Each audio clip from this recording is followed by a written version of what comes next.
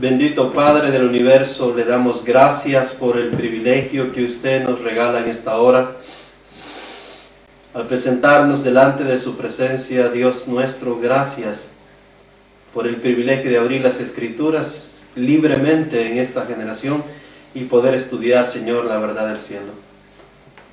Le queremos, Señor, rogar que el Espíritu de verdad nos acompañe. La presencia del cielo pueda, Señor, ser nuestro guía y que sea el invitado principal y de honor en este lugar. Perdona nuestros pecados, guíanos, Señor, a toda verdad, y que el Espíritu de verdad, Señor, pueda impresionar en nuestras mentes y en nuestros corazones para traer a nuestra vida práctica lo aprendido y lo estudiado. Quédate, Señor, con nosotros, en el nombre precioso de Jesús. Amén. Amén. Amén.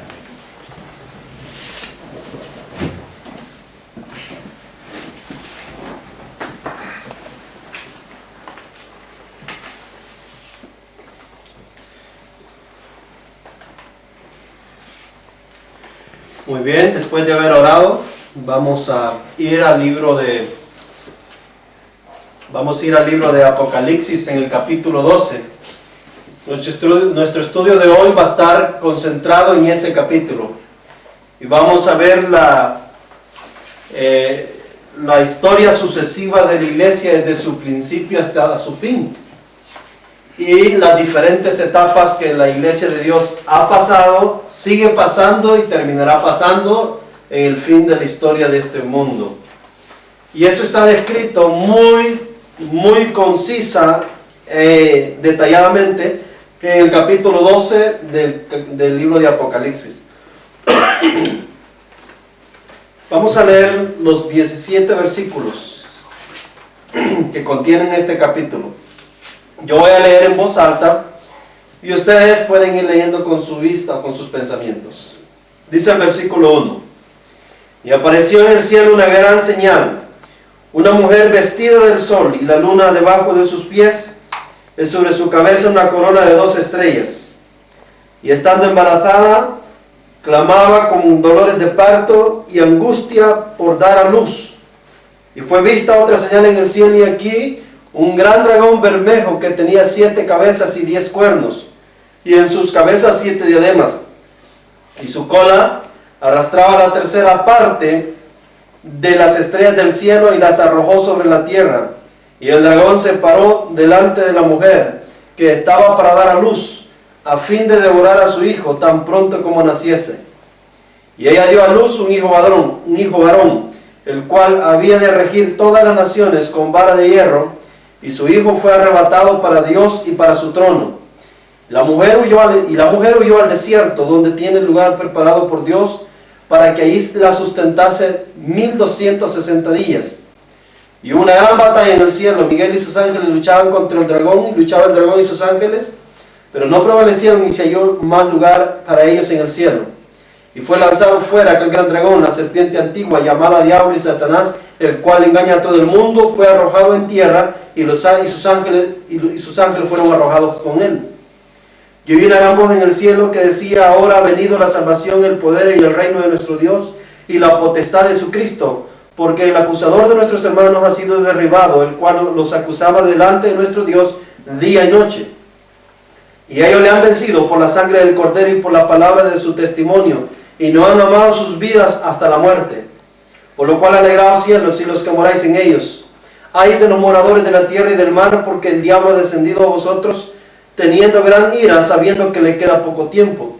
Y cuando vio el dragón que había sido arrojado a la tierra, persiguió a la mujer que había dado a luz al hijo varón. Y fueron dadas a la mujer 2 alas de grande águila, para que de la presencia de la serpiente volase al desierto, a su lugar donde es sustentada por un tiempo y la mitad de un tiempo.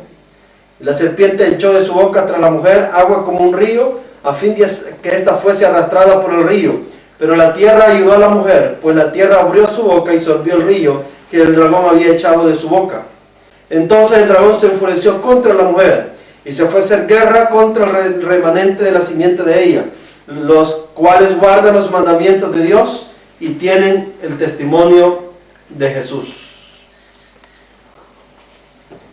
Muy bien, tenemos acá la lectura de de Apocalipsis capítulo 12.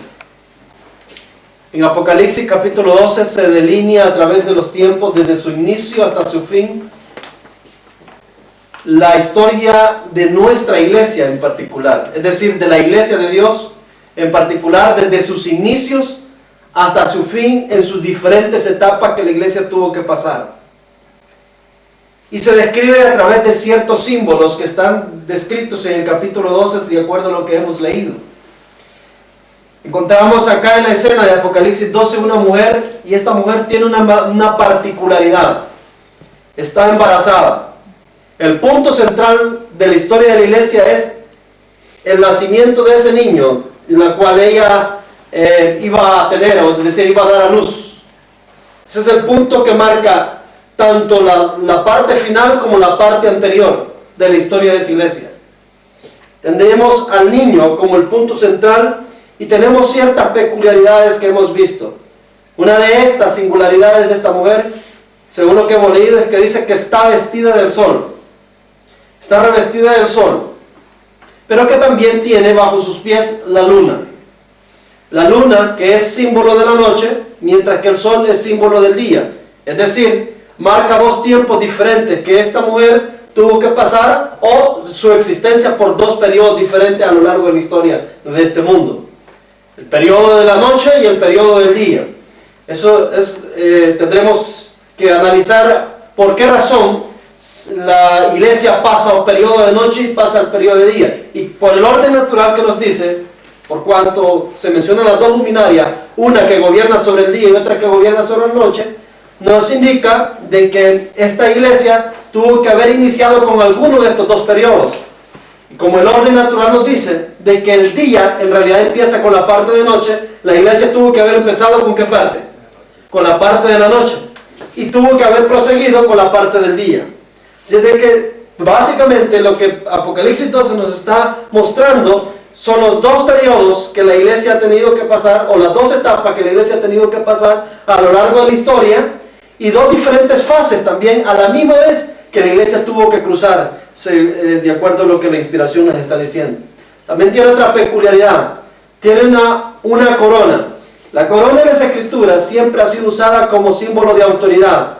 Quiere decir de que a través de esta iglesia, o más bien esta iglesia, ha sido investida de autoridad de parte de Dios a lo largo de la historia de este mundo. Todo periodo de tiempo donde la iglesia ha existido, ha sido investida de autoridad de parte del cielo para poder llevar la luz o el evangelio hacia todas las naciones. También tenía otra particularidad, tiene 12 estrellas. El número 12, en este caso, representa o es un símbolo del gobierno de Dios. A lo largo de toda la historia, la iglesia siempre ha sido identificada con el número 12. Si nos vamos a la iglesia judía, fue identificada con los 12 patriarcas, 12 tribus. Si nos vamos a la iglesia cristiana, es identificada con los 12 apóstoles del Cordero. Y si nos vamos a la iglesia triunfante o a la iglesia final, vamos a encontrar que está identificada con 12.000 por 12, que es un número de 144.000, que es el sistema de gobierno de la iglesia triunfante. Es decir, tenemos el número 12 a lo largo de todas las escrituras, identificándonos que es el sistema de gobierno que Dios ha establecido dentro de su iglesia. Y también tenemos un dragón en la escena, este dragón rojo. Particularmente la misma Biblia da una descripción acerca de este dragón, y dice que este dragón es la misma serpiente antigua, que es el diablo y Satanás. Se habla también de que este dragón trae 10 cuernos. Nótese de que no solamente la bestia indescriptible de Daniel 7, ni solo la bestia de Apocalipsis 13 la que tiene 10 cuernos. De acuerdo a la profecía nos está diciendo que este dragón también tiene 10 cuernos y también tiene 7 cabezas. Muy importante que este dragón tiene 7 cabezas, y muy curiosamente estas cabezas tienen diadema o tienen corona.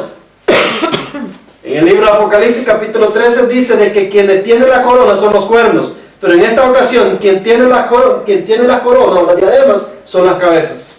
O sea, tendremos que ver por qué razón en el dragón las coronas se encuentran sobre la cabeza y allá se encuentran sobre los cuernos. La inspiración no habrá pasado por alto ninguno de estos detalles. Debe tener alguna razón por la cual está describiendo estos detalles tan particularmente. Tenemos a esta mujer se le entregan 2 alas de la gran águila para una sola misión. Las 2 alas se le deben entregar para poder pasar de un lugar fértil al desierto. Nótese que dice que fue enviada al desierto con las dos alas. ¿Qué quiere decir eso? Que antes de ir al desierto, ¿dónde se encontraba esta mujer? No podía estar en el desierto porque entonces no diría que fue el desierto. Tuvo que haber ido de un lugar que no era el desierto para poder ir al desierto.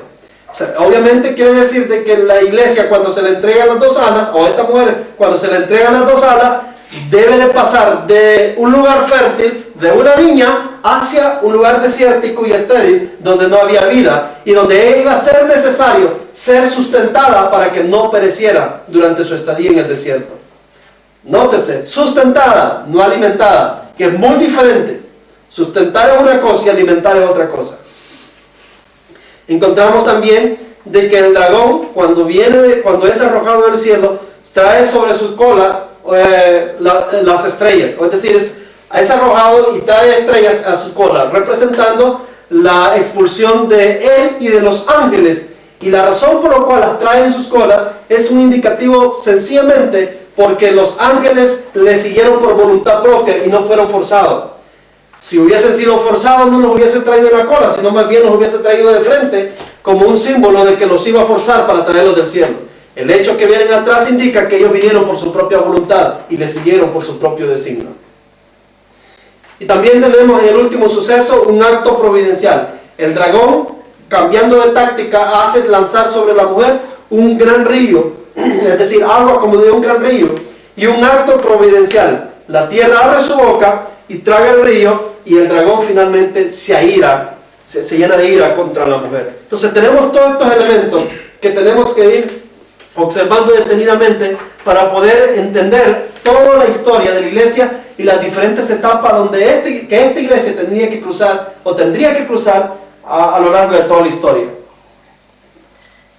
En el libro de Testimonios para Ministros, y en la página 113 nos dice: dediquemos más tiempo al estudio de la Biblia. No entendemos la palabra como debemos. El libro del Apocalipsis se inicia con una orden a entender la instrucción que contiene. Bienaventurado el que lee y los que oyen las palabras de esta profecía, declara Dios, y guarda las cosas en ellas escritas, porque el tiempo está cerca, cuando como pueblo comprendamos lo que significa este libro para nosotros, se verá entre nosotros un gran reavivamiento. No entendemos plenamente las lecciones que enseña, a pesar del mandato que nos fue dado de escudriñarlo y de estudiarlo. Esa es la primera cita que se encuentra acá. Estamos en la... la primera cita de arriba. La mujer y el dragón. Muy bien. Entonces, tenemos el libro de Apocalipsis, pero tenemos un gran conflicto, o tenemos un gran lío en este libro. No se entiende, o no se logra comprender como debería de comprenderse, o probablemente no se le está dedicando suficiente atención a este libro en particular, para poder entender las profecías que Dios ha descrito, ha revelado a través de este libro. Muy bien, como estamos tratando con el capítulo 12 nos describe un sinnúmero de símbolos y figuras. No hemos de entender que estos símbolos y figuras son cosas literales, es decir, son elementos literales, sino más bien figuras y símbolos. En el libro de El conflicto de los siglos, en la página 657 nos dice: el lenguaje de la Biblia debe explicarse de acuerdo con su significado manifiesto, a no ser que se trate de un símbolo o figura. Es decir, la Biblia debe entenderse de acuerdo a su significado manifiesto, es decir, tal cual como se está leyendo, debe ser de entender. Solamente esa regla puede cambiar cuando estamos tratando con símbolos y cuando estamos tratando con ¿qué? Con figuras. En este caso, en Apocalipsis, estamos tratando, en el capítulo 12, estamos tratando con símbolos y estamos tratando con figuras. Es decir, es la historia de la iglesia a lo largo de todo este mundo, o de toda la historia de este mundo, a través de símbolos y figuras, lo que está revelando en el capítulo 12. Así es de que es obvio, o es claro, de que en este caso, la mujer que está presentando Apocalipsis 12 debe representar algo. Y como todos quizás sabemos, y estamos muy claros en ese aspecto, que la mujer, según Efesios 5, 25, 24 y Jeremías 6, 2, que quizás vamos a leer el de Jeremías capítulo 6, versículo 2 nada más.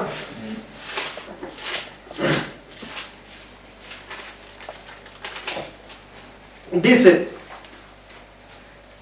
a mujer hermosa y delicada compararé a la hija de Sión. O sea, es obvio entonces de que la profecía en sí, o el símbolo, la figura de una mujer en el capítulo 12 de Apocalipsis, tiene connotación para identificar en sí a la iglesia de Dios. Y la compara básicamente a una mujer. Es decir, basado también en el libro de Efesios, Efesios también está comparando a la iglesia de Cristo como una mujer. Ahí está haciendo la comparación de un matrimonio natural a la relación que Jesús tiene con su iglesia.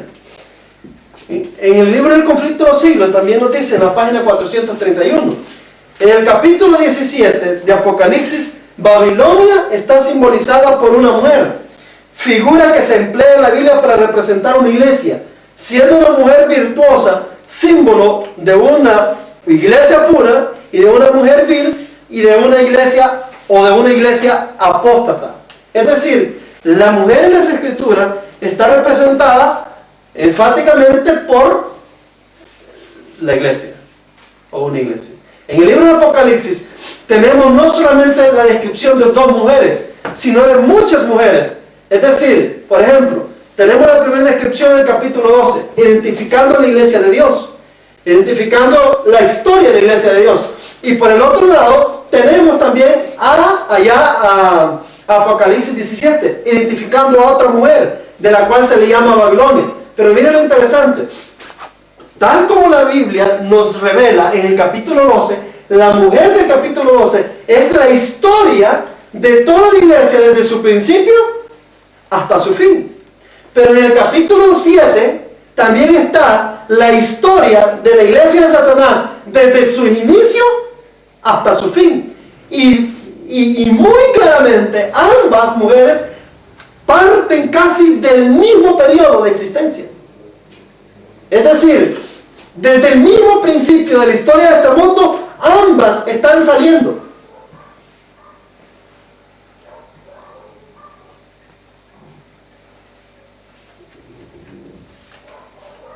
Yo creo que ya hemos visto esa parte de ustedes, ¿no? La mujer de Babilonia, ¿no? No hemos visto la parte de Babilonia, de cuándo es el inicio de ella.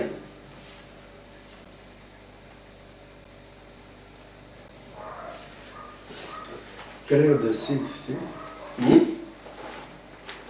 Sí, pero se oye verdad.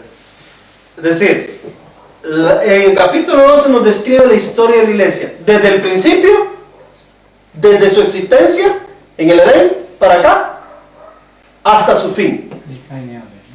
¿Ya? Y también en el capítulo 17 tenemos la historia de la iglesia de Satanás, del pueblo de Satanás, desde sus inicios, desde la caída del pecado, hasta su fin. Porque Babilonia, de acuerdo a la inspiración, tiene sus orígenes desde el inicio del pecado. Es decir, esa mujer que describe, y eso es lo que hemos tratado ya en otra ocasión. Sí. Ya hemos visto, entonces no vamos a necesitar ver eso. Dice que Babilonia va a ser juzgada Dios se va a vengar de Babilonia por haber matado a los mártires, por haber matado a los profetas, por haber matado a los apóstoles y por haber matado a todos los santos que han muerto en la tierra por causa de la verdad. Es decir, empezando con el justo Abel. Entonces quiere decir que Babilonia tiene sus orígenes en el mismo principio de la historia de este mundo, porque es la culpable de toda la muerte de todos los justos a lo largo de la historia. Eso quiere decir que esa iglesia, que ese pueblo, que ese sistema de adoración que se ha implantado en este mundo tiene su origen desde el principio también de la historia de este mundo. Así es de que mientras el capítulo 12 nos describe la historia de toda la iglesia de Dios, en el capítulo 17 y 18 nos describe la historia de la iglesia de Satanás, es decir, del pueblo de Satanás.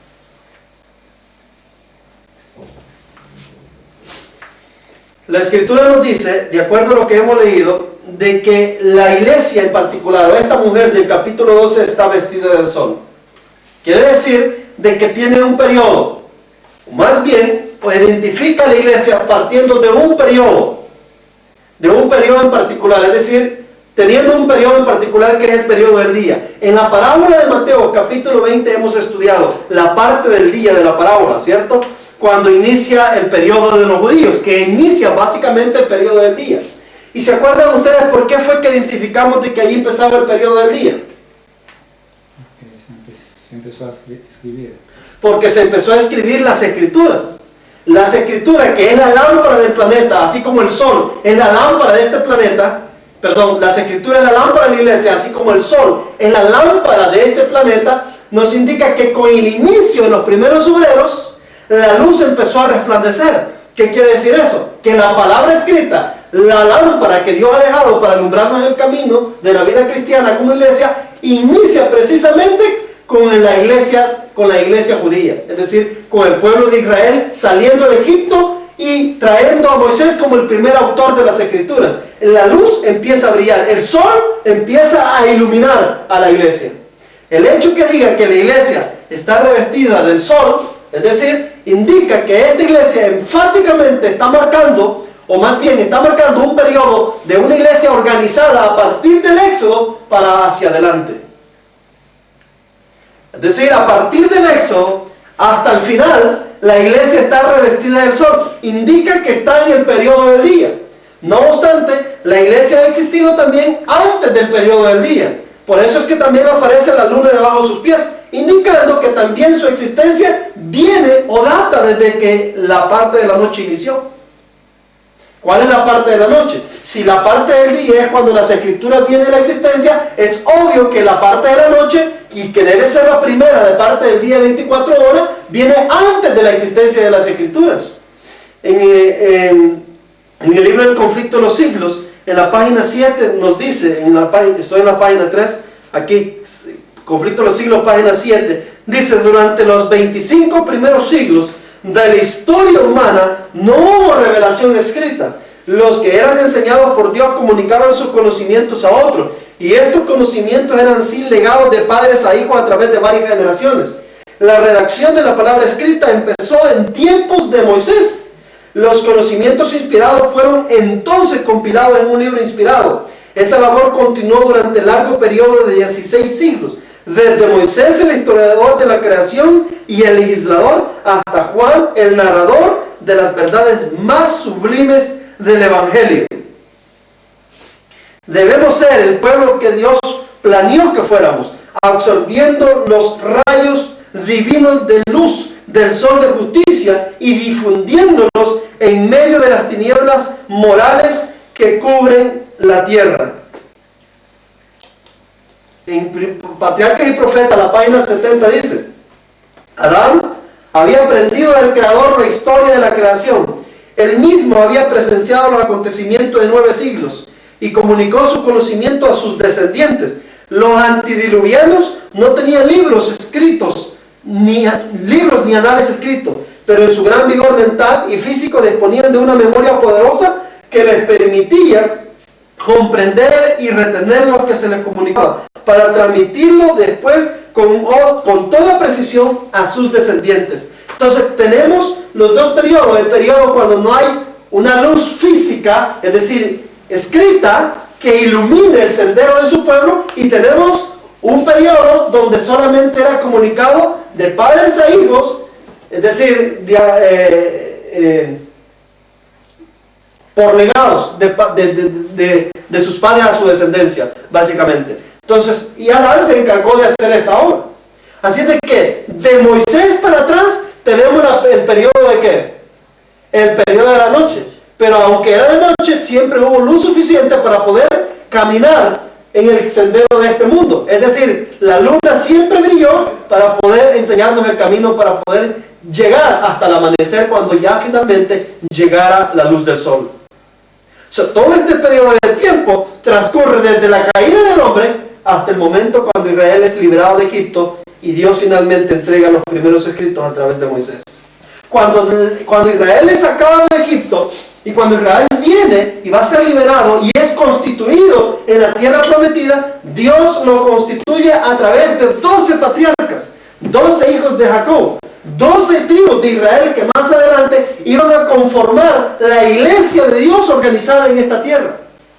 Es decir, la iglesia de Dios organizada en esta tierra, nótese lo que estoy diciendo, la iglesia de Dios organizada en esta tierra inició a partir del Éxodo, cuando Dios constituye a Israel en la tierra prometida. Antes de eso, había una iglesia en la tierra, pero no era una iglesia organizada, sino más bien era una iglesia patriarcal, que era a través de descendencias que se iba extendiendo el conocimiento de Dios. Eran almas disueltas sobre la faz de la tierra que, aunque eran fieles a Dios y eran consideradas como iglesia, la iglesia pura de Dios o la iglesia de Dios a través de la historia, antes del Éxodo, no obstante, cuando llegamos al momento del Éxodo, Dios finalmente la organiza y la establece organizadamente en esta tierra. La constituye con 12 patriarcas que más tarde se constituyen en las 12 divisiones de las 12 tribus de Israel.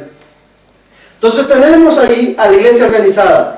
Es decir, iniciando la iglesia organizada con 12 patriarcas. Por eso ahí tenemos el asunto de las 12 estrellas. 12 estrellas, los 12 fundamentos de esta iglesia organizada que Dios estaba constituyendo tan pronto los está liberando del Éxodo.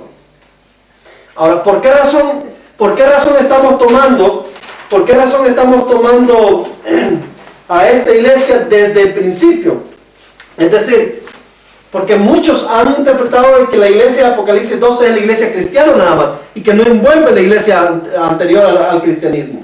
Pero eso sería ir contra el orden de la interpretación de las Escrituras, porque el apóstol Juan está viendo a esta mujer embarazada, ¿cierto? La está viendo embarazada. ¿Y qué le indica eso que la está viendo embarazada? Que no se ha nacido todavía. Que en ese momento ella tenía un periodo de existencia, ¿cierto? Porque nadie va a pensar que una niña recién nacida va a quedar embarazada.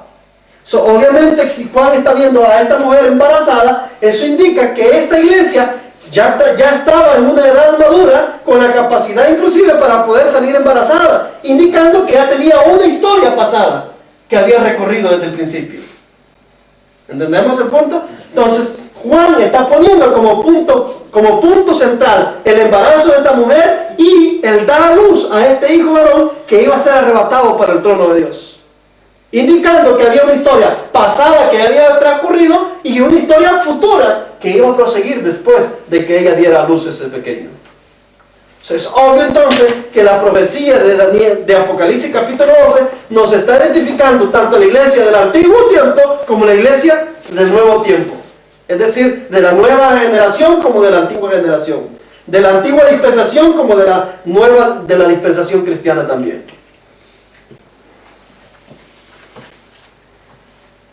En el libro de los Hechos de los Apóstoles, en el capítulo, en la página 16 nos dice: como en el Antiguo Testamento, los 12 patriarcas se destacan como representantes de Israel, y así los 12 apóstoles habían de destacarse como representantes de la iglesia evangélicas.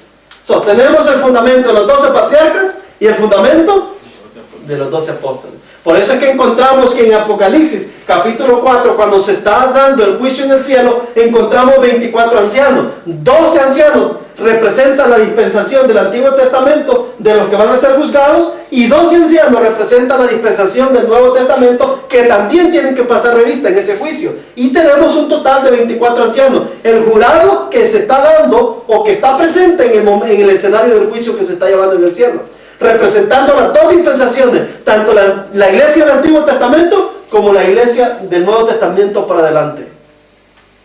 Y por último, tenemos allá a los 144,000, que es el remanente o los hijos o el remanente de los 12 apóstoles, siendo los 12 apóstoles el remanente de los 12 patriarcas. Los 12 patriarcas, el primer fundamento, los 12 apóstoles, el remanente de los 12 patriarcas, y los 144,000, un múltiple de 12 por 12,000, el remanente de los 12 apóstoles en esta tierra. Haciendo así un sistema de gobierno en 3 diferentes periodos, o en 3 diferentes eventos o sucesos que debe pasar la iglesia, sucesos importantes que la iglesia debe pasar en esta tierra.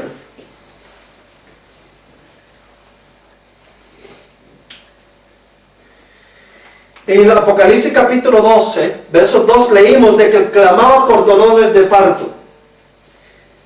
En el deseado de todas las gentes, en la página 25-26 dice: quedaba sin embargo entre los judíos almas firmes, descendientes de aquel santo linaje por cuyo medio se había conservado el conocimiento de Dios. Confiaban aún en la esperanza de la promesa hecha a los padres. El desfalleciente poder de Israel atestiguaba que se acercaba la llegada del Mesías. Nótese de que la iglesia que va a parir, por así decirlo, o va a dar a luz al Mesías, ¿cuál de las dos es? ¿El de la antigua dispensación o el de la nueva? El de la antigua dispensación. En realidad, la iglesia que está embarazada o la mujer que se ve embarazada es en sí la iglesia judía, que es la que va a dar a luz al Señor Jesús. Es decir, de acuerdo a lo que hemos leído en el deseado de toda la gente. No obstante, también tenemos ahora en escena. Tenemos en escena un dragón que aparece en el escenario y aparece con características muy peculiares o muy particulares.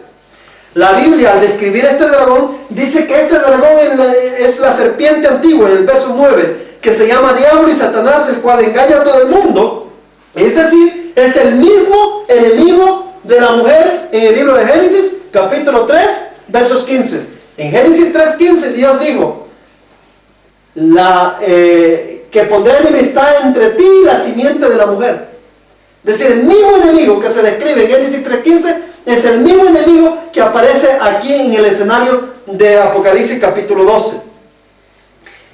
En la descripción que se da en este símbolo se dice que el dragón es rojo. La razón por la cual es rojo, de acuerdo a Isaías 1:18, es porque él es el padre del pecado y el padre de mentira. Y es mentiroso desde el principio, porque cuando habla mentiras habla.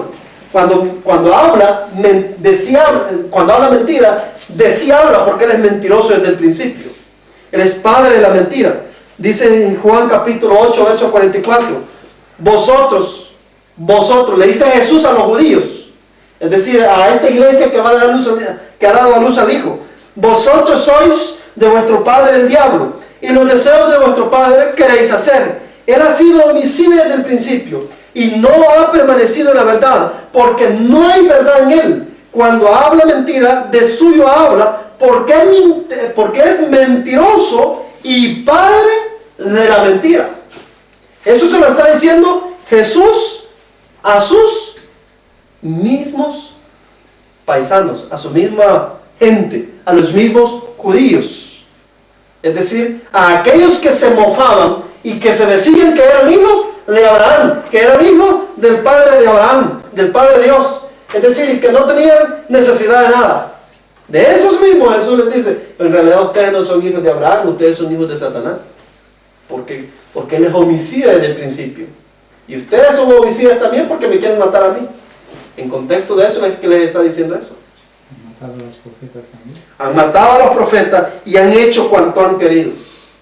En la descripción de Apocalipsis 12 se nos dice de que este dragón tenía 7 cabezas.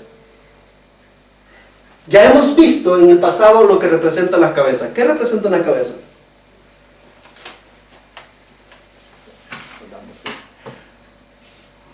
Representan cuerpos religiosos.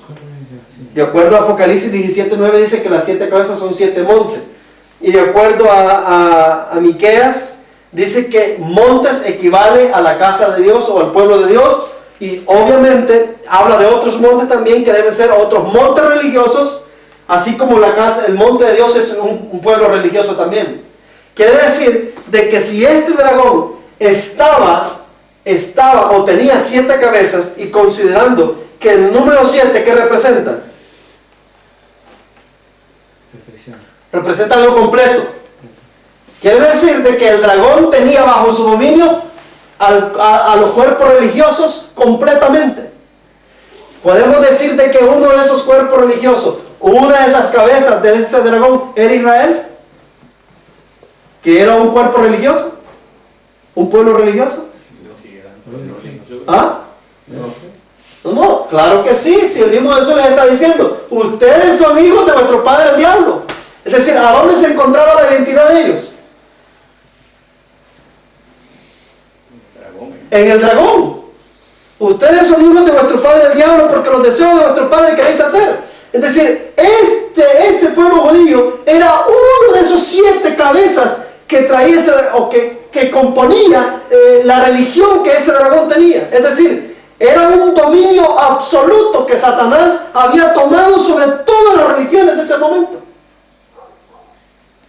Todos los pueblos religiosos estaban sometidos a su voluntad, incluyendo el pueblo judío. Si el pueblo judío no hubiese estado de parte de Satanás, no hubiese asesinado al Hijo de Dios.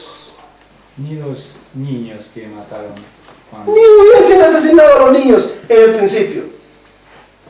Es decir, la iglesia judía era parte de ese sistema religioso que había caído bajo el secuestro de este dragón. Es decir, bajo el secuestro de Satanás. Y estaba contemplado ahí. Por eso Jesús les está diciendo: ustedes son hijos de vuestro padre el diablo. Ustedes están engañados, ustedes dicen que son hijos de Abraham. La verdad es que no, ustedes son hijos de vuestro padre el diablo. Ustedes se identifican con vuestro padre, es decir, con Satanás, porque son homicidas igual que él. Eso es lo que Jesús dijo en San Juan 8:44.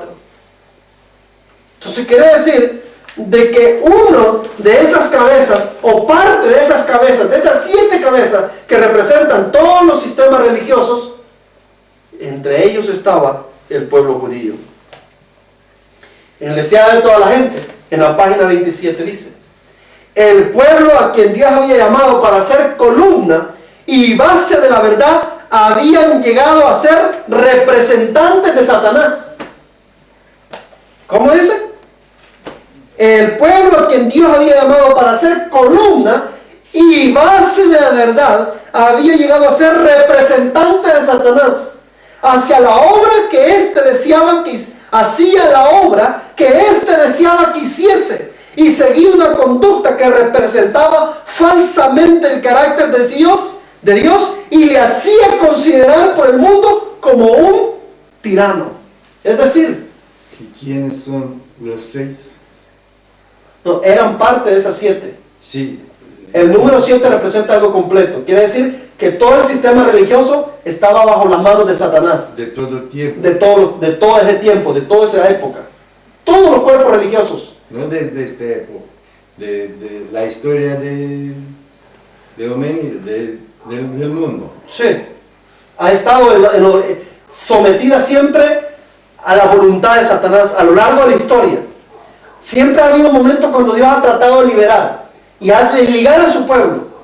Pero con el transcurso del tiempo, por la decadencia del hombre y por la inclinación al mal, ha vuelto a adherirse al mismo sistema que Satanás viene controlando o intentando controlar a lo largo de la historia. Pero vamos a hablar enfáticamente del tiempo de los judíos. Sí, porque era la mujer embarazada Sí. cuando ella se acercaba. En el tiempo de los judíos, muy particularmente en ese tiempo, la iglesia de Dios era considerada como una de las cabezas o parte de las 7 cabezas que el dragón tenía bajo su dominio.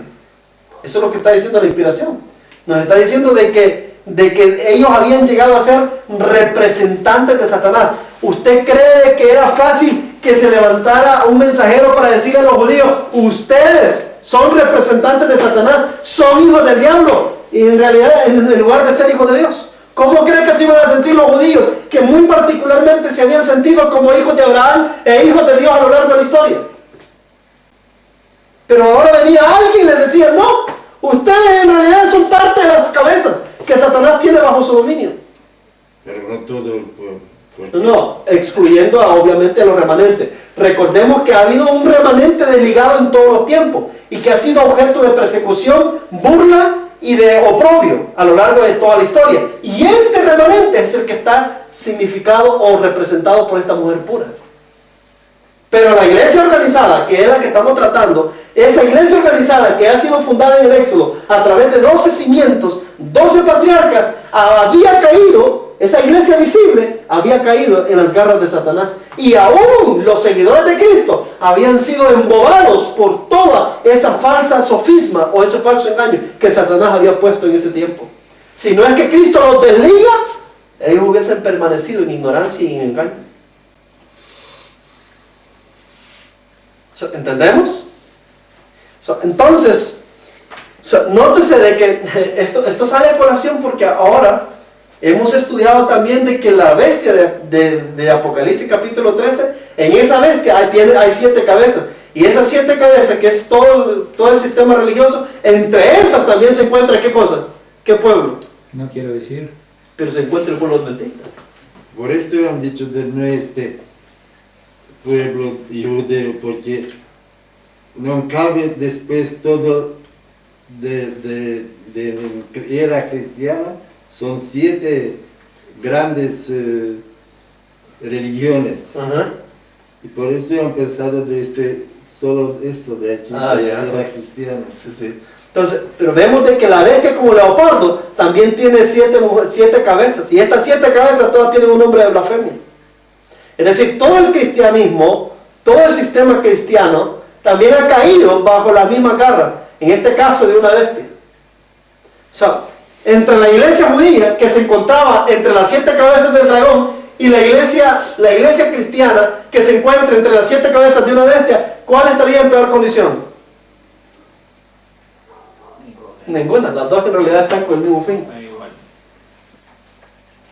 Pero el punto es que la historia se está repitiendo. Y así como a los judíos se les tocaba el ego, o se les tocaba su orgullo nacional, al decírsele que en lugar de ser hijos de Adán eran hijos de vuestro padre el diablo, y habían llegado a ser representantes de Satanás, de la misma manera, no pasa lo mismo ahora con el pueblo adventista cuando se nos dice de que, aunque nos duela, somos parte de un sistema de esta bestia de Apocalipsis 13 por haber caído en apostasía. Nótese de que el hecho de que se diga de que somos parte de esas 7 cabezas no nos está diciendo que somos Babilonia. En realidad Babilonia aparece en el capítulo 17 y está representado no por una cabeza, sino por una mujer. Que allá en el capítulo 17 Babilonia embriaga a todas las cabezas y se sienta a gobernar sobre ella, es verdad, pero eso ocurre hasta cuando llega el capítulo 7 y aparece la bestia roja.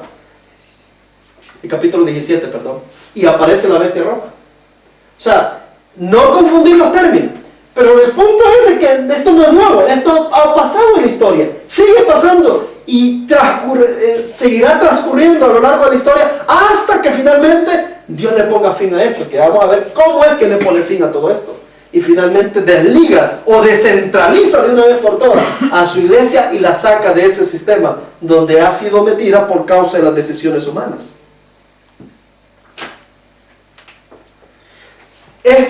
Las 7 cabezas dice que tenían diademas. Quiere decir que estas cabezas o estos cuerpos religiosos de la época tenían poder, tenían autoridad e influían mucho en la política. Si ustedes se dan cuenta, las religiones de la época de Cristo influían y más bien manipulaban el poder político para cumplir sus fines. Y uno de esos ejemplos vivos es la iglesia judía. La iglesia judía se aferraba bien al poder político, o se aferraba al poder político e influía en el poder político, en el caso cuando influyó sobre el gobernador de Roma, para que eliminara a Jesús. Y el gobernador de Roma, por no causar una rebelión con la iglesia judía, tuvo que acceder a los deseos de ellos. Quiere decir de que en cierto sentido las iglesias o los cuerpos religiosos o las religiones de la época tenían influencia, o si no más bien estaban fusionadas con el poder político, o basados en el poder político, o fundamentados con el poder político. Tenían autoridad sobre ellos. Entonces, tenemos también a este dragón que tenía 10 cuernos. Los 10 cuernos representan la universalidad de los reinos. Quiere decir que todos los reinos, así como los cuernos representan reinos o reyes, todos los reinos de la tierra universalmente estaban dominados ¿por quién? Por Satanás. Satanás mismo tomó el control de los reinos de la tierra, del imperio romano, de los griegos, de todos esos reinos que estaban en ese momento. Tomó el control sobre todas las religiones para asegurarse muy detalladamente a destruir a Cristo cuando éste apareciera. Al punto que cuando Cristo va a nacer, usa a un rey, uno de los tantos cuernos que estaba gobernando, usa a un rey que era el rey Herodes para que matara a todos los niños. Es decir, Satanás tenía el control sobre los reyes, pero también tenía el control sobre los cuerpos religiosos. Por eso es que también tiene 10 cuernos. o aparece con 10 cuernos. Quiere decir, tenía el control universal de todos los reinos de la tierra en ese tiempo. Y eso es obvio, porque cuando Jesús va y se encuentra en el desierto, ¿cuál es uno de los ofrecimientos que le hace Satanás? Mira, ¿para qué te vas a sacrificar? ¿Tú has venido por recuperar el reino de Dios? No hay problema. Yo te entrego todos los reinos de este mundo. Solamente postrate y adórame. Si Satanás le está ofreciendo todos los reinos de este mundo es porque ¿bajo qué dominio estaban? Bajo su dominio. Es decir, los 10 cuernos que representan la universalidad de todos los reinos estaban bajo el gobierno de Satanás. Y por eso el dragón aparece con 10 cuernos. ¿Entendemos? Bien. Vimos en la descripción de la historia, de la escritura del Apocalipsis 12, que Satanás trae en sus colas a muchas estrellas, la tercera parte de las estrellas del cielo. Y hemos dicho que las trae en su cola porque estos no fueron forzados a venirse con Satanás, sino que fue una elección personal de cada ángel que decidió seguirle. En Joya de los Testimonios, volumen 1, en la página 312 nos dice: Satanás, al rebelarse, arrastró consigo a una tercera parte de los ángeles. Estos se apartaron del Padre y del Hijo y se unieron con el instigador de la rebelión. O sea, aquí vemos de que los ángeles se unieron porque decidieron unirse. Es decir, se apartaron, no fueron forzados ni obligados a seguir a Satanás.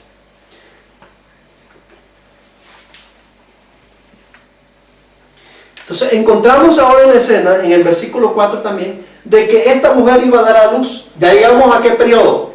Al periodo de la era cuando Cristo ha nacido, es decir, cuando Cristo va a nacer y va a venir a este mundo y va a nacer en la iglesia judía.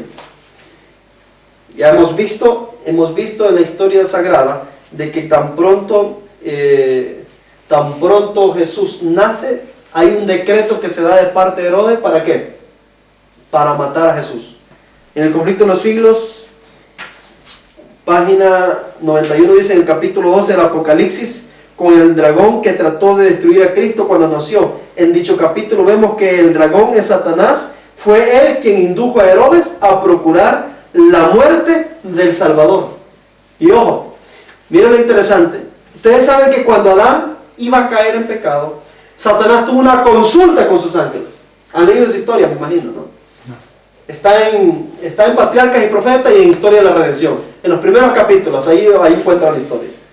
Él tuvo una consulta con los ángeles. ¿Cuál fue el punto a tratar?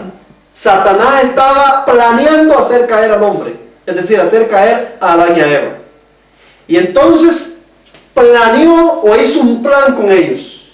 Pero les dijo que no le iba a dar esa misión a ninguno de ellos, sino que esa misión la iba a hacer él personalmente.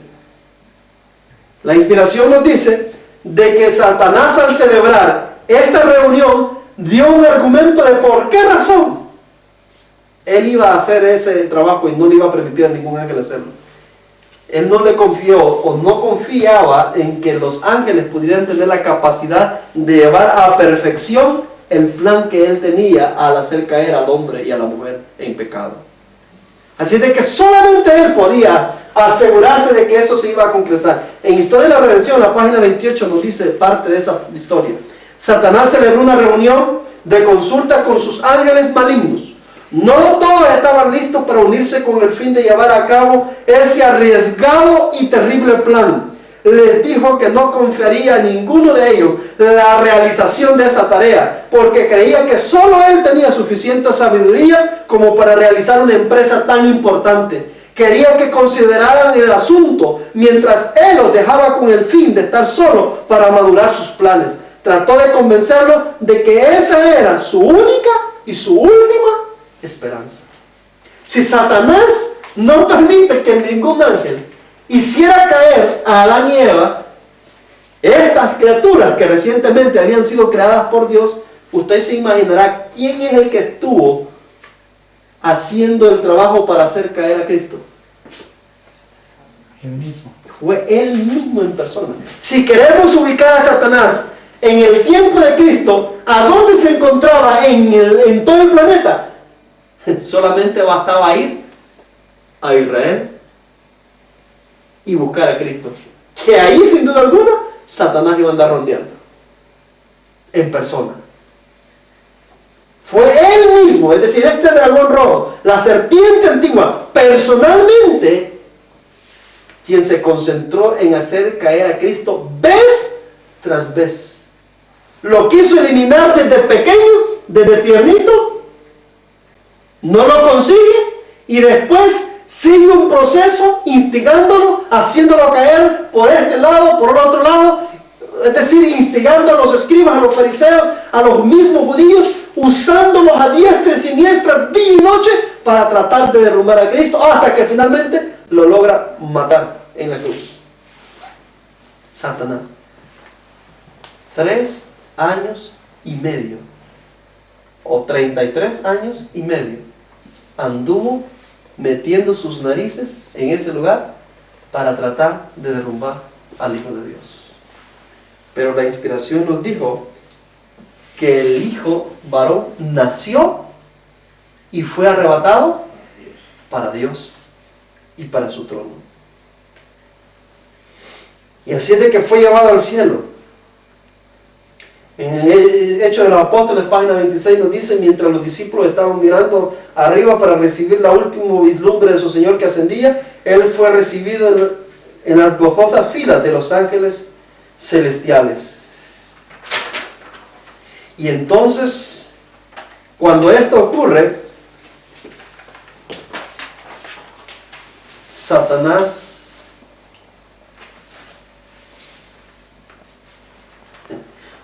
es expulsado por última vez. Saben que Satanás fue expulsado 2 veces del cielo, ¿no? La primera en el principio, y la segunda cuando Cristo sube al cielo ya. Es decir, cuando Cristo sube al cielo después de su sacrificio, a Satanás se le cierran las puertas para no poder entrar más en los atrios del cielo. Eso lo podemos ver muy claramente en que Satanás tenía acceso al cielo todavía en el tiempo antes de que Cristo muriera, en la historia de Job. Allá encontramos que Satanás iba al cielo como Juan por tu casa.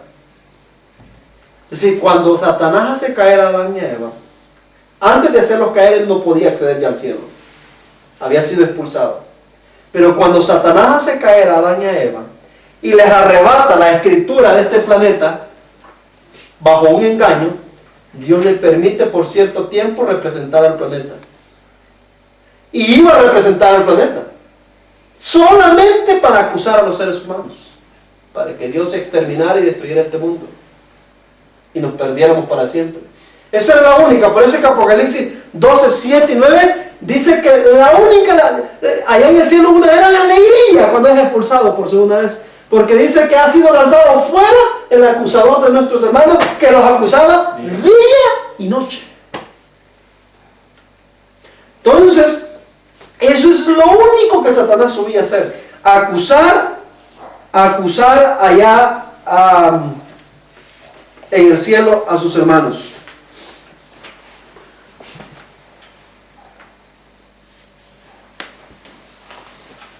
Y en el capítulo, en el libro de San Juan, en el capítulo 12, en el verso 31, Jesús hace mención en cuanto a este detalle. Miren lo que dice. Ahora, dice, es el juicio de este mundo. Ahora el príncipe de este mundo será echado fuera. O sea, la llegada de Cristo a este mundo estaba marcando de una vez por todas la expulsión de Satanás para no poder entrar más a los atrios del cielo. El deseado de toda la gente, en la página 709 dice: si se hubiese podido encontrar un pecado en Cristo, si en un detalle hubiese cedido a Satanás para escapar a la terrible tortura, el enemigo de Dios y del hombre habría triunfado. Cristo inclinó la cabeza y murió, pero mantuvo firme su fe y su sumisión a Dios. Y oí una gran voz en el cielo que decía: ahora ha venido, miren lo que se dijo cuando Cristo muere, ahora ha venido la salvación y la virtud y el reino de nuestro Dios y el poder de su Cristo, porque el acusador de nuestros hermanos ha sido arrojado, el cual los acusaba delante de nuestro Dios día y noche. Tenemos la segunda expulsión de él, que se está dando desde el cielo. Así es de que la muerte de Cristo garantizó la salvación y a la misma vez cerró las portales del cielo de una vez por todas para Satanás, sin tener ya más la más mínima oportunidad para poder presentarse o adquirir la posición que una vez pudo haber tenido Satanás en la historia de la eternidad. En Mensajes Selectos, en volumen 1, la página 400 dice: la victoria que ganó con su muerte en el Calvario destruyó para siempre el poder acusador de Satanás sobre el universo y se silenció sus acusaciones de que la abnegación era imposible en Dios y por lo tanto no era esencial en la familia humana. Y Apocalipsis 12:12 dice: por lo cual alegraos cielos y los que moráis en ellos. Ay de los moradores de la tierra y del mar, porque el diablo ha descendido a vosotros con gran ira, sabiendo que le queda poco tiempo a partir de ahí. Le queda poco tiempo a partir de ahí. Entonces se da una advertencia y se le dice a los moradores de la tierra y del mar, le dice: ay de ustedes. Ese ay es como de angustia, de dolor, de aflicción. Ay de ustedes, porque el diablo ha descendido a ustedes no va feliz, sino que va con gran ira, porque sabe que le queda poco tiempo. ¿Y dónde es que se revela tan pronto esa ira de Satanás? Entonces levantó una gran persecución sobre los hijos de Dios. Tan pronto Cristo había subido al cielo, se levantó una gran persecución. En el capítulo 8 de Hechos, versos 1, nos habla de ese reventón que hubo en la era cristiana. Capítulo 12, versículo 1 dice: y Saulo consentía en su muerte, y en aquel tiempo fue hecha una gran persecución contra la iglesia que estaba en Jerusalén, y todos fueron esparcidos por las tierras de Judea y de Samaria, salvo los apóstoles. Capítulo 8, versículo 1 de Hechos. Entonces dice de que se levantó una gran persecución al punto que la iglesia de Dios fue esparcida. Es decir, es la furia del dragón después de haberse dado cuenta que perdió la batalla con el Hijo de Dios. Después de haberse dado cuenta que el segundo Adán había recuperado finalmente las escrituras de este planeta y que no podía más representar a este mundo para acusar a los habitantes de la tierra durante día y noche, sino por el contrario, teniendo ahora un sacerdote, un mediador entre Dios y los hombres, que en lugar de acusar iba a ir a presentarse delante del Padre para pedir clemencia y misericordia por los habitantes de la tierra. Entonces, en su impotencia y en su angustia, en su aflicción, de darse cuenta que había perdido y de darse cuenta que había fracasado en su misión, se dirige a esta tierra con grande ira. ¿Y con quién creen que revienta su ira? Ya que no pudo con el hijo que dio a luz la mujer. Reventó su furia con la mujer. Y entonces empezó a perseguir ¿a quién? Empezó a perseguir la mujer. Y para que la mujer pudiese escaparse de las garras del dragón, ¿qué le tuvieron que dar? ¿Qué se le tuvo que dar? Dos grandes alas para que huyera. ¿A dónde? Para que huyera al desierto. ¿A dónde fue el epicentro de la guerra de Satanás? ¿A dónde es que Satanás se enfurece contra la iglesia? En Jerusalén. Capítulo 8. Dice que se reventó una persecución en Jerusalén. Y fueron esparcidos la iglesia de Dios, salvo los apóstoles que se quedaron ahí.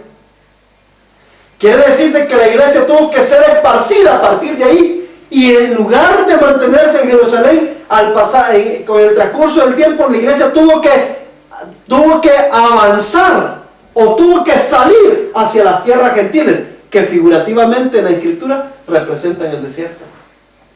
Es decir, tiene que salir de la ladera fértil que es Jerusalén, la viña, hacia las naciones gentiles, es decir, el desierto, donde no había palabra de Dios y donde no había verdad alguna.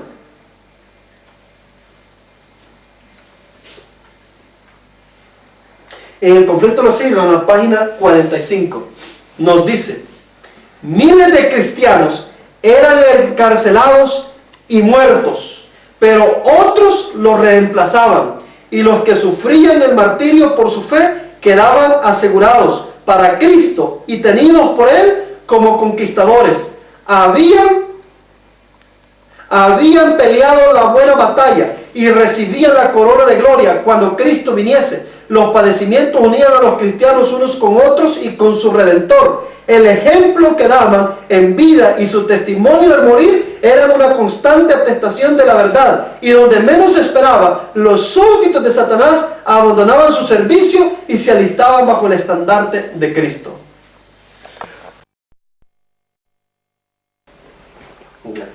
Muy bien, entonces encontramos acá que Satanás dice que ha venido con ira, con furia, ¿no? Ha emprendido una gran persecución y empezó a masacrar a los cristianos. Los discípulos, los apóstoles empezaron a ser muertos, empezaron a ser sacrificados por causa de la verdad. Pedro muriendo crucificado cabeza abajo, Pablo fue decapitado y así. Esteban fue apedreado y así sucesivamente. Diferentes seguidores de Cristo, cristianos, tuvieron que sacrificar y pagar con sangre su lealtad a Dios. ¿Cómo? Esteban ha sido... No, Esteban, Pedro. Pedro. Esteban fue apedreado. Sí, y Pedro ha sido castigado. Cabeza abajo. Correcto. Entonces, y así sucesivamente encontramos a lo largo de la historia que Satanás emprendió una gran persecución y la iglesia tuvo que encontrar refugio tuvo que huir, o más bien tuvo que huir y salir de ese territorio, el epicentro, donde Satanás había querido masacrar a Cristo, o donde Satanás había masacrado a Juan, había masacrado a Cristo, había masacrado a los apóstoles, y ahora la iglesia tiene que abandonar ese lugar y irse hacia las regiones remotas de las tierras gentiles para poder subsistir. La inspiración nos dijo que se les dio dos alas. Estas dos alas son figurativas, obviamente representa el segundo periodo de la iglesia. El primer periodo es el periodo del Antiguo Testamento, y en el segundo periodo, representado por las dos alas, ya es en la era cristiana, indicando que la era cristiana pasaría de la ladera fértil hacia el desierto para poder huir del dragón y poder ser sustentada durante 1260 días. Es decir, 1260 años. Estos 1260 años también describen la persecución papal, donde la iglesia iba a ser masacrada y donde iba a ser perseguida, pero no obstante iba a ser preservada por la pura misericordia de Dios, sustentada de una manera sobrenatural.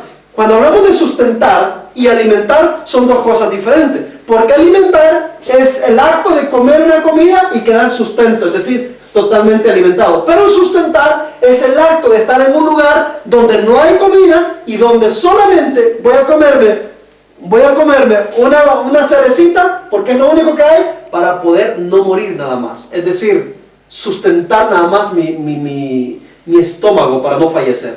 O sea, quiere decir que la iglesia durante 1260 años iba nada más a ser sustentada, de a poquito nada más. ¿Por qué razón? Porque la comida se iba a limitar.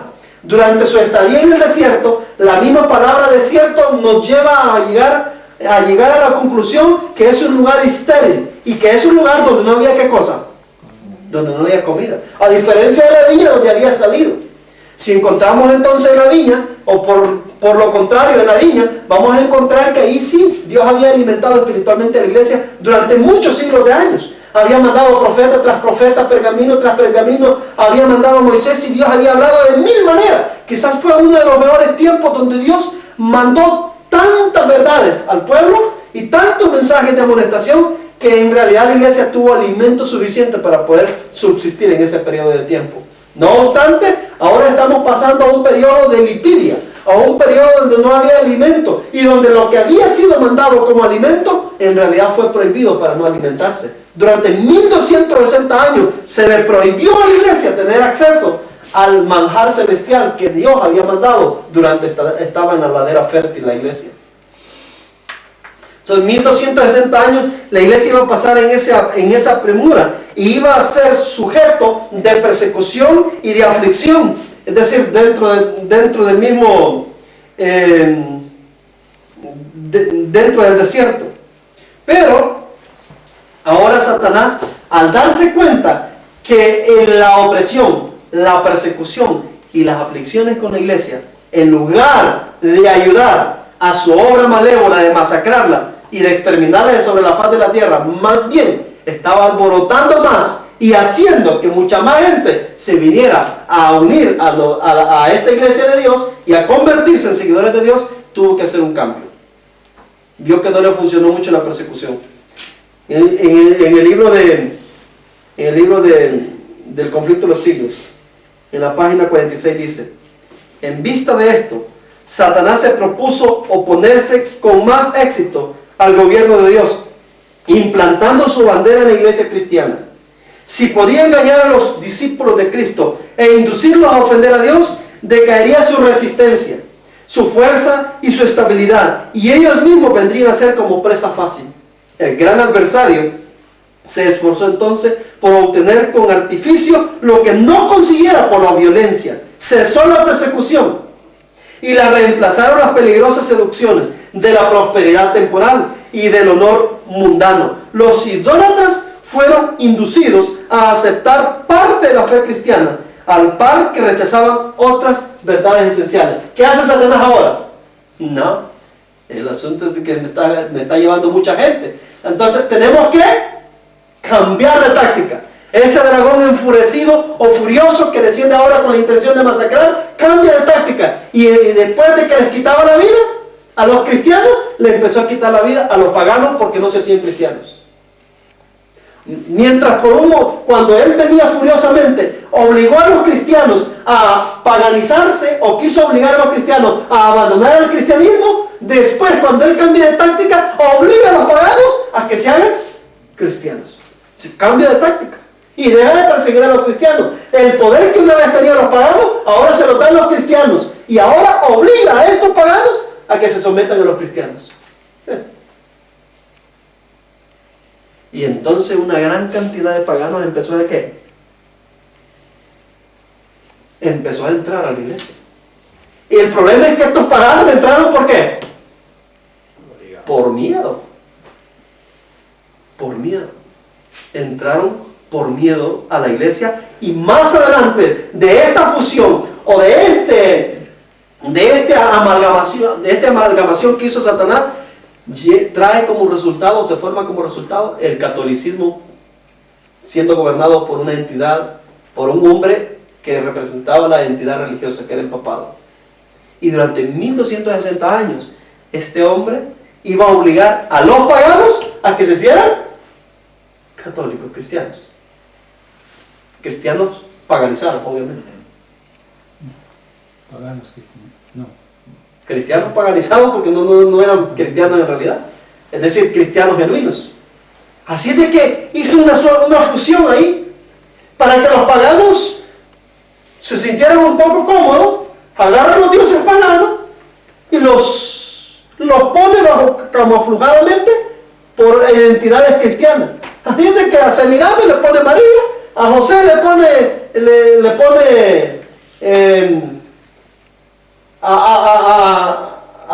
¿cómo se llamaba el esposo de Semiramis? Nimrod, pero yo recibí otro nombre después. Nimrod se le pone el nombre de José, y a Jesús, que era Tamuz, a Tamuz se le pone más adelante a Jesús. Es decir, y empieza a ser una exportación de deidades paganas a personajes cristianos. Y da como resultado el catolicismo. Un sistema, es decir, los paganos ahora, bueno, tienen a sus deidades, solamente con un diferente nombre, con nombre cristiano, para hacer una fusión. Y empezó a perseguir a todos aquellos que no se quisieron someter. Después viene la Reforma Protestante, se levanta la Reforma Protestante y neutraliza este poder, ¿cierto? Cuando ya se acaban los 1260 días que la iglesia iba a tener para poder subsistir nada más, obviamente después de que se acaba ese periodo de tiempo, ahora se neutraliza esa persecución, y ahora la iglesia pasa del desierto, es decir, sale del desierto, ¿hacia dónde? No. Venimos de la ladera fértil, ¿verdad? Llega al desierto. Ahora del desierto sale ¿para dónde? O para la ladera fértil, ¿no? No, sale para la tierra. para la tierra. Vamos a verlo. O sea, estamos viendo los movimientos de la iglesia, ¿no? Sale la ladera fértil. Ya, La ladera fértil es Israel, donde estaba... hasta la muerte de Jesús. Sí, Después sale, sale a, a las naciones gentiles. hasta 500. Hasta los 1500. No, hasta 500. Después viene 1260. Sí, pero todo ese periodo está todo ese periodo está desierto. en el desierto. Hasta Las naciones gentiles. 1800. Hasta el año 1798. Todo ese periodo está en el desierto ella. Pero después ella tiene que salir del desierto A la tierra. porque ahí no hay comida y tiene que moverse ¿a dónde? A la tierra. No a la ladera fértil, sino a la tierra. Porque es la tierra la que le ayuda a ella y la alberga a ella. O sea, vamos a ver entonces en la profecía cuál es la tierra. Sí. O sea, es para que veamos la historia de ella. Muy bien. Entonces, ¿qué pasa cuando la iglesia está saliendo ya de la tierra? Perdón, está saliendo del desierto.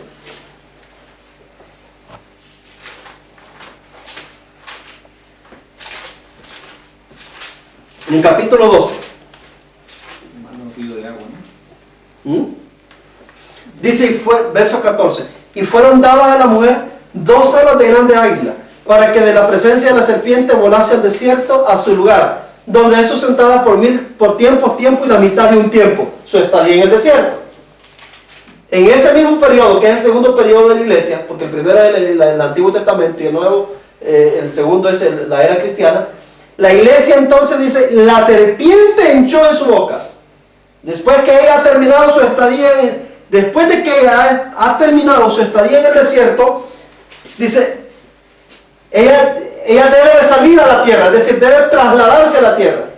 Y cuando ella está en la tierra, o se ha trasladado a la tierra, dice que la serpiente echó de su boca, tras la mujer, agua como un río, a fin de hacer que fuese arrastrada por el río. Dice que después de esos 1260 días, ahora la serpiente va a hacer una jugadita. Va a lanzar sobre la mujer agua como un río. ¿Cuál es el fin? O sea, cuando dice que la va a lanzar tras la mujer, quiere decir que la mujer va adelante y que el río va detrás. El río no la agarra de frente, sino que la agarra por detrás, por la espalda. ¿Qué quiere decir eso? Si estas aguas representan pueblos, muchedumbres y naciones y lenguas, es decir, gentes, quiere decir que la iglesia iba a ser llenada o iba a ser inundada por una multitud de seguidores. Por eso es que va detrás de la mujer con la intención de ahogar a la mujer.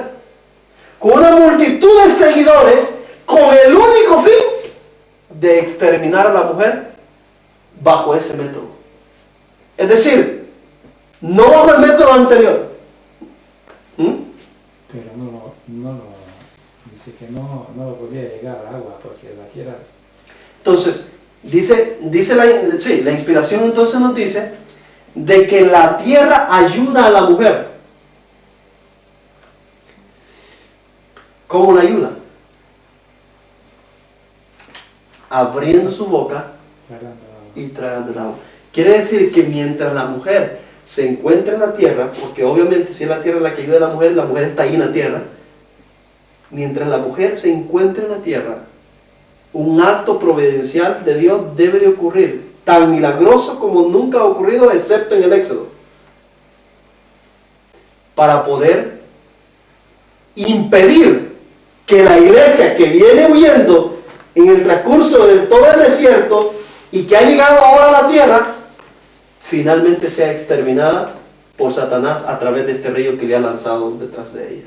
O es decir, a través de este montón de seguidores paganos que han sido enviados con el único fin de inundar y destruir a la iglesia de Dios. Es un acto providencial, un acto milagroso y misericordioso de Dios, tratando o salvando a la iglesia mientras está, ¿en qué lugar? En la tierra.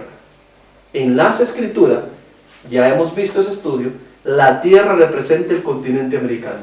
Quiere decir que después de su estadía en el desierto, es decir, que era el viejo mundo, las naciones paganas, en algún momento el continente americano tendría que venir a la existencia. ¿Cierto? Y es precisamente casi en el mismo periodo cuando la iglesia está terminando su periodo de persecución, cuando se descubre el nuevo continente. Y se prepara el territorio para albergar la iglesia. Entonces la iglesia pasaría de tener su epicentro en el desierto, es decir, en las naciones donde Satanás las estaba persiguiendo, naciones gentiles, y ahora iba a pasar a un lugar, o iba a transferirse a otro territorio, donde la profecía le llama la tierra. Y estando en ese territorio, Dios iba a hacer un acto providencial.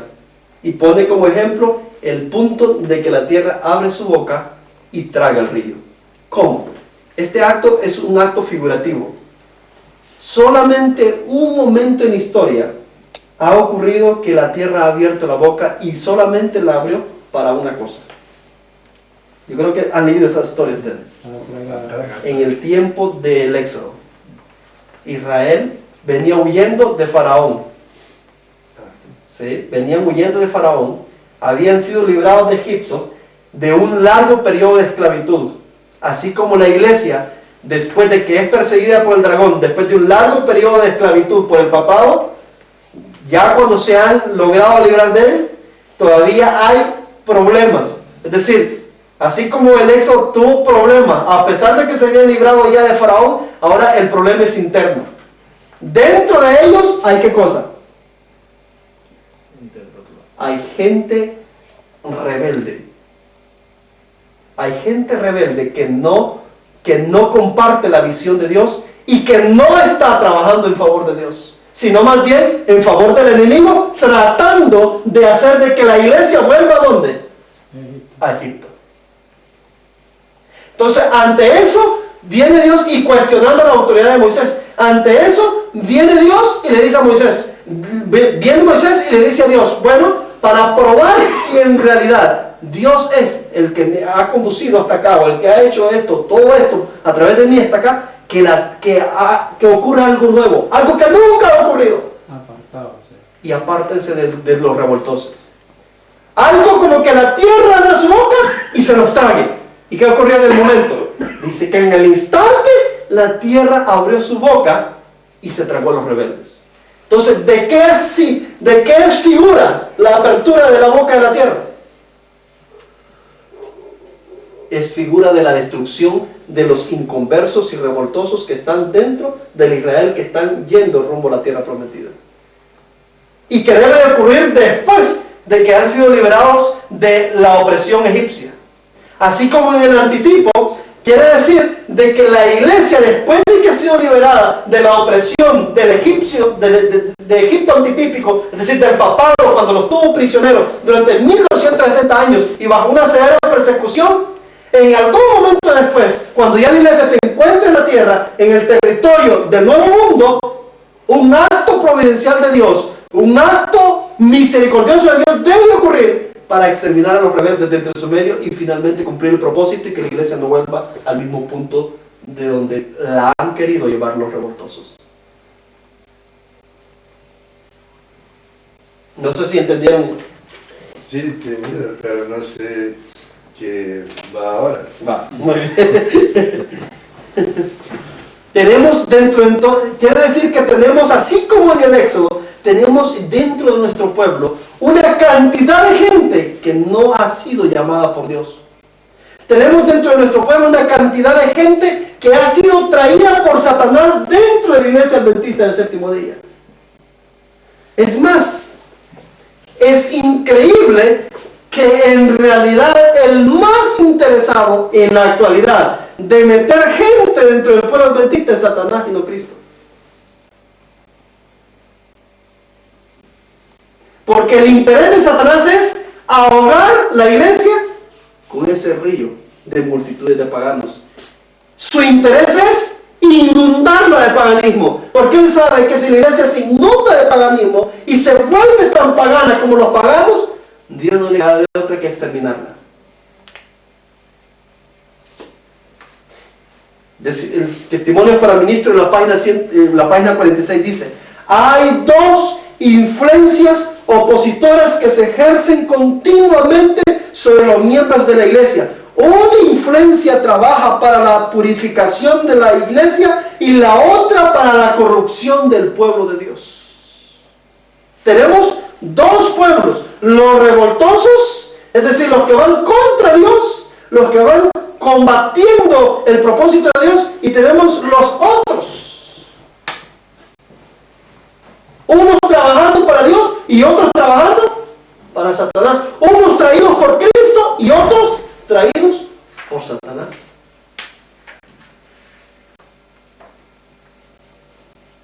Engrasa tus ojos en la página 121. Para lograr este fin, Satanás ha hecho varias modificaciones, varios movimientos. Entre ellos, la hermana Juan lo menciona.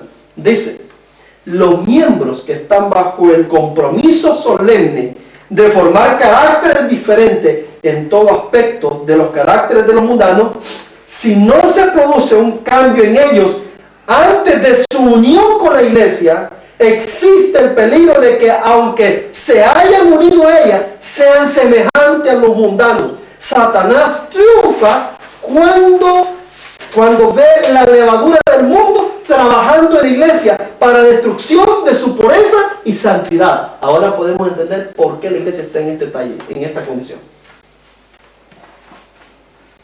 O sea, hemos llegado a meter gente dentro de la iglesia saltándonos los parámetros que ella nos está diciendo. Y uno de los parámetros que ella nos está diciendo es que lo primero que debe de dar en evidencia a aquel que se va a unir a la iglesia es un cambio rotundo de su carácter y una evidencia clara de que ha abandonado la mundanalidad. Entiéndase la mundanalidad en todos los sentidos.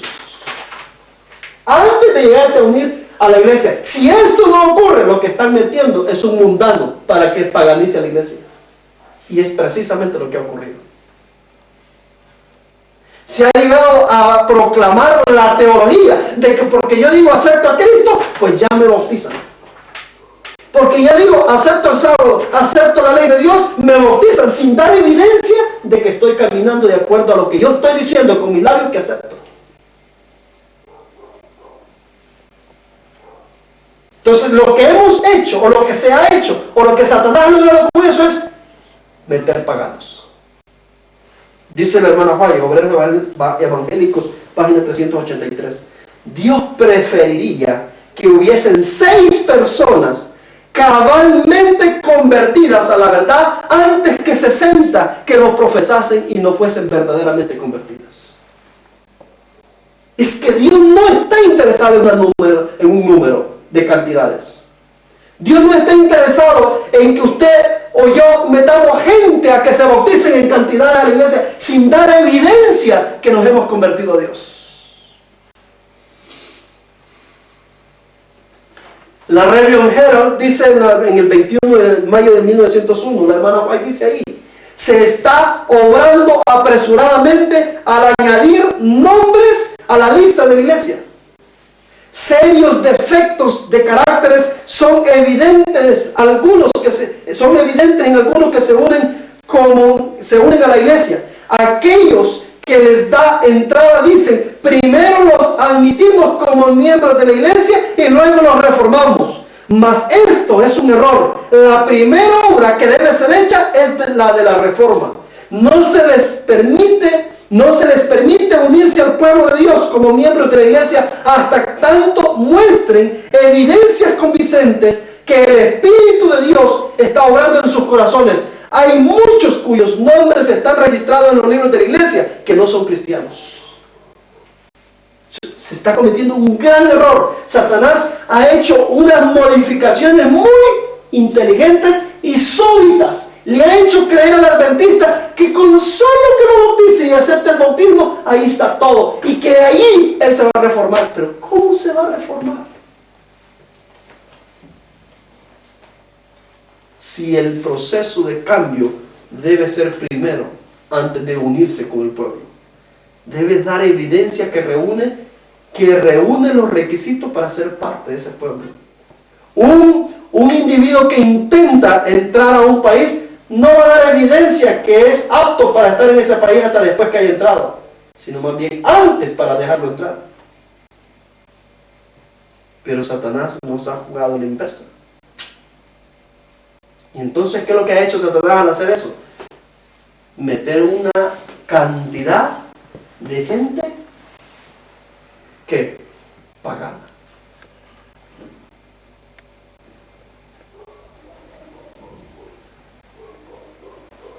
Pero son dos cosas. Meter la gente pagana y otra cosa es cuando la iglesia te quiere tanto y te da tanto amor, de no te va cuando tú haces pecados, no te echa fuera. Son cosas diferentes. Explícame qué es lo que me estás queriendo decir.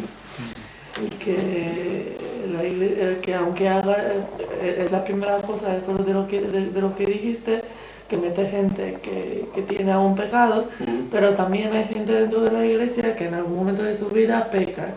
Y la iglesia como que lo ama tanto que aunque sepa el pecado, no lo quieren echar. Se lo quedan ahí. Eso se ha dado porque la misma iglesia, la misma iglesia ha sido culpable de admitir mucha gente sin dar evidencia. No, aquí no. Yo, ¿Tú? mi vida, ¿Tu vida? yo siento mucho amor de mi iglesia cuando yo me he equivocado en mi vida. Y por esto doy la gracia a Dios primero y la iglesia porque no me echaron. Ah, pero tú me estás hablando ya de caídas que cualquier...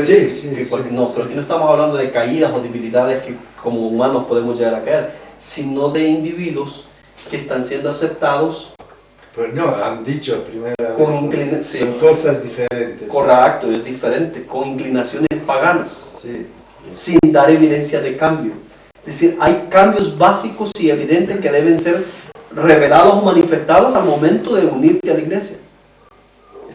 Es obviamente que lo que tú me estás presentando son caídas de debilidades, es decir, que como hijos de Dios, como seres humanos, podemos llegar a tener o caer en su momento. Es decir, que es muy diferente a lo que está tratando el hermano Juan. Sí. Y aquí se puede equivocar la iglesia también, porque puede, ¿cómo se dice? Cuando quiere echar o sacar de las raíces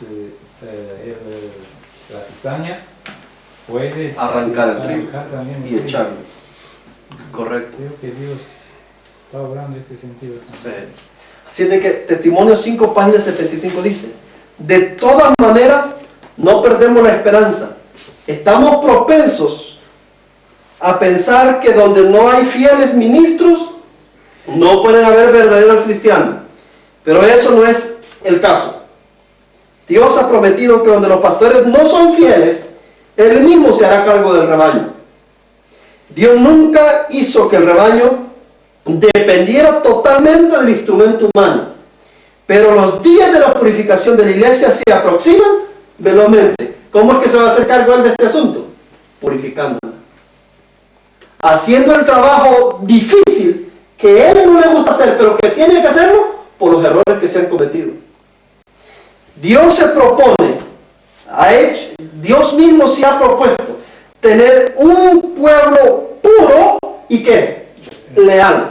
Pero Él sabe que no puede tener un pueblo puro y leal si dentro de ese pueblo hay individuos de dos naturalezas diferentes. Entonces dice, en el gran zarandeo que pronto se llevará a cabo, podremos medir más exactamente las fuerzas de Israel. Las señales indican que el tiempo está cerca cuando el Señor revelará que tiene un aventador en su mano y limpiará con esmero su era.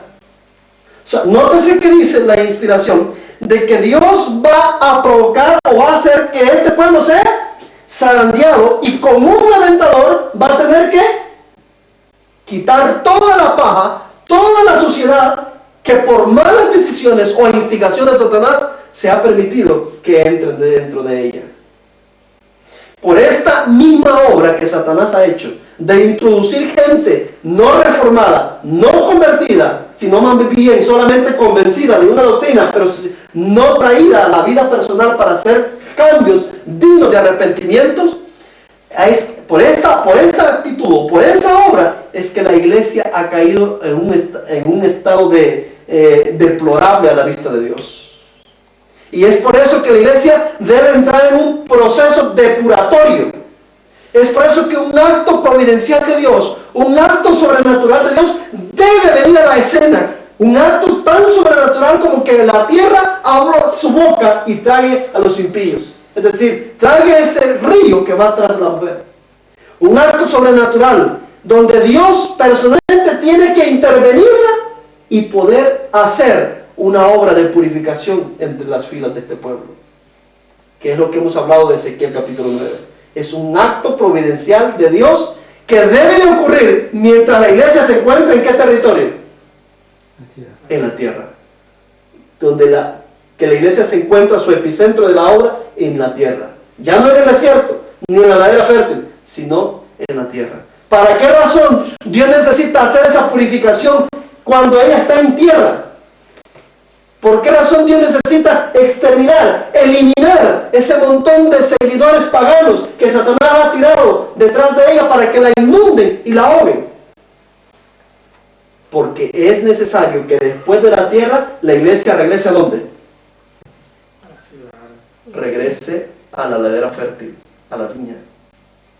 ¿Por qué razón la iglesia es expulsada de la ladera fértil? ¿O por qué razón la iglesia tiene que salir de la ladera fértil? ¿O transferirse de la ladera fértil hacia el mundo gentil? Por persecución. Por la persecución, es obvio. Pero eso no hubiese ocurrido si Israel se hubiese mantenido leal y fiel a Dios, ¿cierto? Es decir, por desleales, Dios tiene que convertir en desierto la viña donde estuvo su pueblo durante toda la antigüedad, y ahora este mismo pueblo emprende una persecución sobre la iglesia cristiana naciente, y esta tiene que huir al desierto. Es decir, para poder introducir Dios otra vez a su pueblo, a esa viña, es necesario purificarla para que no se vuelva a repetir la misma historia de por lo cual tuvo que salir de ese lugar. En Evangelismo, página 512, para ir terminando, dice: la obra pronto a determinar, los miembros de la iglesia militante que han demostrado ser fieles entrarán a la iglesia triunfante. ¿A quién dice triunfará el dragón? Arriba, página 8. Dice que la iglesia está en su estado militante, y todos aquellos militantes que hayan demostrado ser fieles, leales, pasarán a la iglesia triunfante, a ese pueblo puro y leal que Dios se propone tener en la última historia de esta tierra. Nótese lo interesante.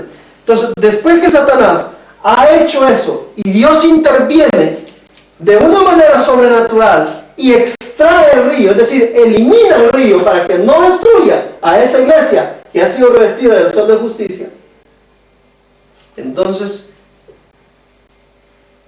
en el capítulo 12, en el versículo 17, dice lo siguiente: entonces el dragón se llenó de ira contra la mujer.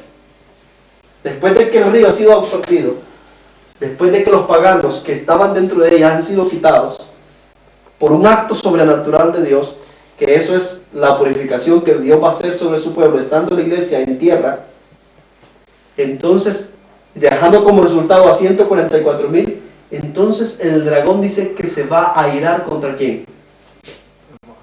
contra la mujer, pero le va a hacer guerra. Le va a seguir haciendo guerra. No puede. Ya no puede. No puede. Entonces, en su impotencia solo se llena de ira contra ella. Pero, ¿qué es lo que hace? Ahora le va a hacer guerra a quién? Después de la purificación, le va a hacer guerra a la descendencia de ella. ¿Cómo se identifican esta descendencia de ella? Son todos aquellos que salen de Babilonia porque aceptan los mandamientos de Dios y el testimonio de Jesús. Porque ese es el llamado que se le hace a los de Babilonia. Que salgan y que acepten el sábado, que acepten la ley y que abandonen Babilonia. Y es el fuerte pregón. Y por aceptar esto, Satanás, ¿qué hace contra ellos? Guerra. Y entonces levanta una gran persecución y instituye un decreto dominical con el único fin de exterminarlos. A la mujer que ha sido purificada, ya no le puede hacer nada, porque está inmune. Es decir, Dios la ha blindado. La mujer, después de que el río ha sido tragado, son los 144,000 que quedan ilesos de esa intervención que Dios hace. Entonces, en el primero escrito, en la página 15, dice: los 144,000 estaban todos sellados y perfectamente unidos. En su frente llevaban escritas estas palabras: Dios Nueva Jerusalén, y además una gloriosa estrella con el nuevo nombre de Jesús. Los malvados se enfurecieron al vernos en aquel santo estado infeliz y querían apoderarse de nosotros para encarcelarnos. Cuando extendimos la mano en el nombre del Señor, cayeron rendidos en el suelo. Entonces conoció la sinagoga de Satanás, el dragón, que Dios nos había amado, y nosotros que podíamos lavar, y a nosotros que podíamos lavarnos los pies unos a otros y saludarnos fraternalmente con ósculos santos, y ellos adoraron a nuestras plantas. En Efesios 5:25 dice: así como Cristo amó a la iglesia y se entregó a sí mismo por ella, para santificarla y limpiarla en el lavado del agua por la palabra, para presentarla para sí una iglesia gloriosa, sin mancha, ni arruga, ni cosa semejante, antes que sea santa e inmaculada. Así de que como resultado de esta impotencia de Satanás, de no poderle hacer daño a la iglesia que ha sido purificada, dejando como resultado un remanente de esta, 144,000, el fundamento de la iglesia triunfante, le va y le hace guerra a la gran multitud. Entonces a la gran multitud sí, le levantan leyes dominicales, le levanta un decreto de muerte, le prohíbe comprar y vender, le prohíbe de todo, con el único fin de que desistan y no abandonen Babilonia. Así como Satanás intentó retener al pueblo en Egipto, de la misma manera Satanás intentará retener el pueblo que Dios tiene en Babilonia a que se mantenga en Babilonia. ¿Con qué fin? Con el fin de que sean destruidos juntamente con los babilonios durante las 7 plagas y se pierdan para siempre. Entonces, no obstante, Dios dice que va a hacer una liberación para ellos, y con brazo fuerte y poder de lo alto podrá librarlos y sacarlos. En Mensajes Selectos, volumen 3, en la página 441 dice: Dios tiene hijos, muchos de ellos en las iglesias protestantes y un gran número en las iglesias católicas, que están más listos a obedecer la luz y a hacer lo mejor que ellos saben que una gran cantidad de adventistas que guardan el sábado, pero que no andan en la luz. El Señor hará que el mensaje de luz sea proclamado, que los protestantes sean amonestados y despertados al verdadero estado de cosas, y considerar el valor del privilegio de la libertad religiosa, del cual han gozado por mucho tiempo. Por amor a Sion no callaré, por amor de Jerusalén no descansaré, dice Isaías 62, 1 al 3, hasta que salga como resplandor su justicia y su salvación se encienda como una antorcha. Entonces las naciones verán tu justicia y todos los reyes tu gloria, y te será puesto un nombre nuevo que la boca del Señor designará, y será una hermosa corona en la mano del Eterno, diadema del reino en la mano de tu Dios. Mis hermanos, estamos en el proceso de ese río que está queriendo inundar la iglesia, y en el proceso y en el anuncio de parte de Dios de que muy pronto Él va a intervenirla, y que por un acto providencial y sobrenatural finalmente va a desarraigar a todo ese paganismo y esos paganos que han entrado dentro del pueblo y que no han querido convertirse al Dios nuestro. Posterior a ello, Dios dejará un remanente, 144,000, el remanente y el fundamento de la iglesia triunfante. Satanás, al ver esta realidad y saber de que son inmunes, va y se hace guerra a la descendencia que ellos traen para que se una vez a la iglesia triunfante. Esa descendencia que va a aceptar la ley y el testimonio de Cristo y salir de Babilonia para no poder participar más de los pecados de Babilonia y así poder entrar en el reino eterno de Dios. Que Dios nos ayude a poder permanecer firmes hasta el final.